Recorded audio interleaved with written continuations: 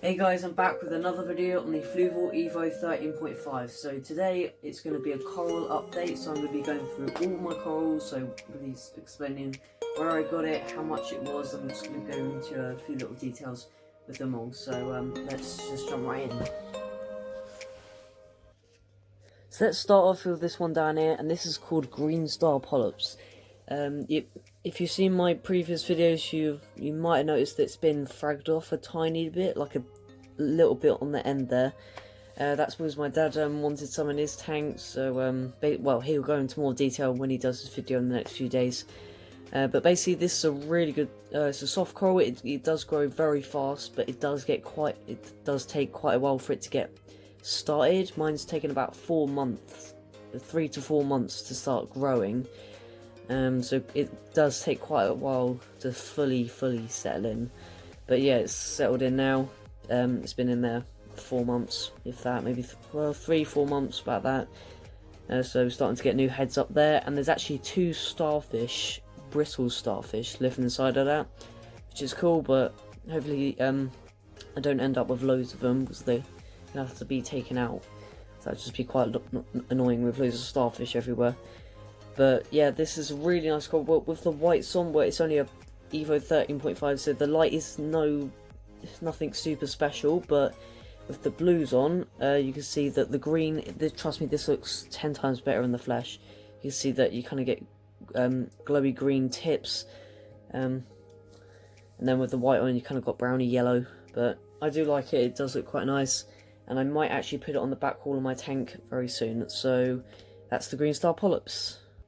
Right, this coral right here is called pulsing xenia. I just call it pulse coral. It's called pulse coral because of its long tentacle arms. They kind of pulse when there's like no flow in there. They kind of use that to make their own flow. But yeah, it's a really nice coral. It's a soft coral, which is good. So it's not going to absorb any alkalinity, manganese. You don't need any of that. It's easiest that you can get. Again, it does grow really fast, not as fast as well, maybe, it depends what your nitrates are at. Mine are at about 3, but if you keep the nitrates at about 10, around 10, then it will grow really fast. Unless you want it everywhere, then yeah, it's alright. Or you could keep it on a little piece of rock on your sand bed and it won't grow everywhere. That's what my dad's done. He's got it attached onto a little piece of rock. He's put it on his sand bed so it doesn't spread all over the rocks. But I like mine on the rock, because the light isn't super powerful. It's like 15-16 watts. It's extended loads. You might see some of them are quite attracted in, like my dad's one is quite attracted in. They're the same types. It's because his one has got an AI Prime HD on it, so it's a more powerful light. It's like running like 30-40 watts constantly. So that's a lot more power, and it's not really going to need the light, but mine's really asking for the light, so that's why it's all extended up. But yeah, it's a really nice coral. You see it in blue, it kind of goes kind of a bluey, again this looks better in the flesh, but it kind of goes to a bluey purpley with the blues on. But yeah, other than that, it's a really great coral and I really recommend it. I actually got this coral from a guy in Eastbourne. He was just selling some on eBay because he had a tank full of it, and this was about £10 a frag. Actually no, maybe 5 or 6, about £5 a frag. So yeah, that's the pulsing xenia. Okay, on this side is just I'm going to go through 2 other types of GSP that I got in here. They're different. It's still in the green star polyps family. It's in the same kind of species, but it's just a different type. So this one at the bottom here, that's like a really short polyped one, so it's not really attracted like long, kind of flowing in the, moving in the flow kind of GSP. But the one up there is kind of a more longer tentacled one.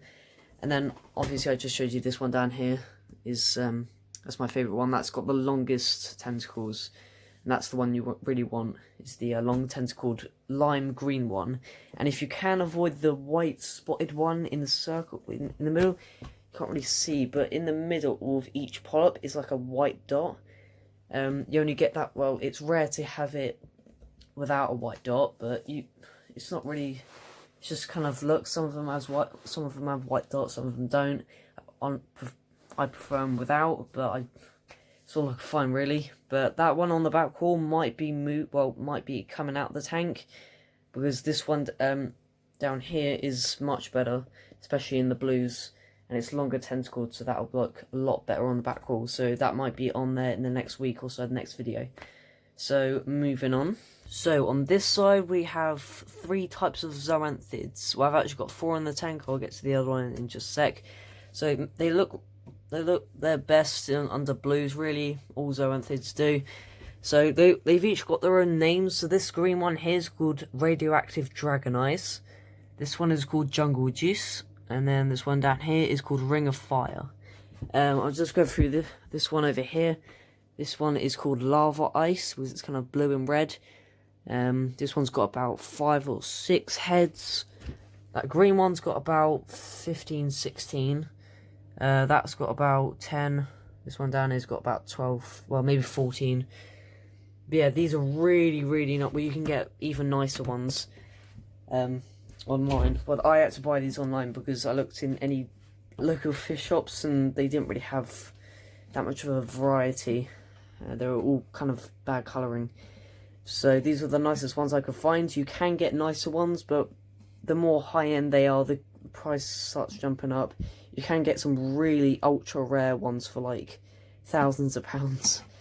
But these ones are actually super cheap. So all of them together were about... Actually, they're about £10 a frag, which is really cheap for Zoanthids, especially these kinds. These are really nice. Bear in mind, it looks so much better in the blues, in the flesh. Everything looks better in the flesh, like a lot better. It's just the camera doesn't really pick up the colour that well. But yeah, that's Zoanthids. That's probably my favourite coral, Zoanthids, just because of their colour. And they are soft coral as well. So that's good, easy to keep. They do like low to medium flow. Actually, no, it's medium to high flow. So that's why I got this wave machine spinning right there. So they get quite a bit of flow, and then what the wave machine does, because it's pointed straight, it hits this curve and it bounces back and it hit that Zoa. So they're getting perfect flow there, perfect lighting as well. So these are going to start growing up towards the light.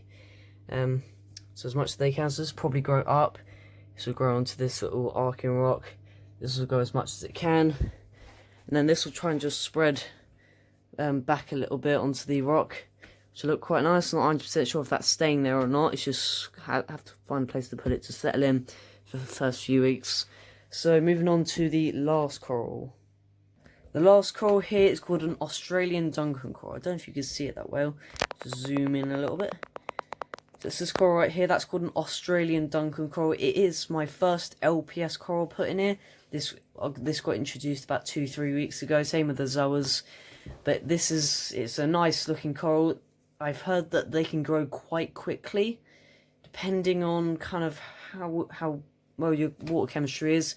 But my alkalinity is nice. Well, all my parameters are stable, so this should start taking off in the next few weeks. But I wouldn't like it.